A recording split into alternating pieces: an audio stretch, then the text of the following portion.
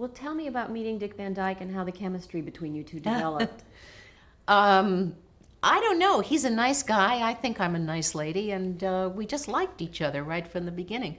I was again in awe of him. He had just come off Bye Bye Birdie, the musical Broadway show, and I had been playing that music endlessly. I used to love to do that to remind me of my beginnings as a dancer.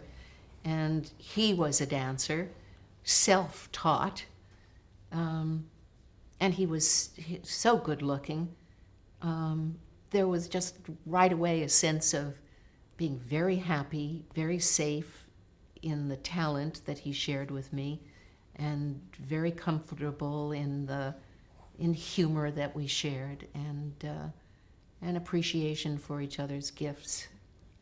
We became a brother and sister, and Carl became our uncle. That's the way we always said it. Did you and Mary work out shticks together? Did you talk about Well, it's funny, character? except in the rehearsals, which, rehearsals were more rewrites than they were rehearsals.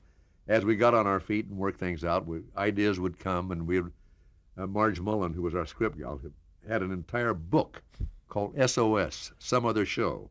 We would come up with great ideas that we couldn't use, and I don't know where that book is, but there's a lot of good stuff in it. Ever refer to it for later episodes? Yes, sometimes. We'd say, what's in the SOS? But Mary and I never worked aside from that together. We got to the place where we were almost an improv group. Mary and I could read each other's minds. Sometimes, just for the fun of it, we'd rehearse a scene, and then we would do it from another perspective, another point of view. Well, what if instead of being angry, you were hurt? And we would play it that way just to see what would happen. And some of the stuff got a little inside, but it was great exercise for us. And she was one of the few who could maintain her femininity and be funny at the same time.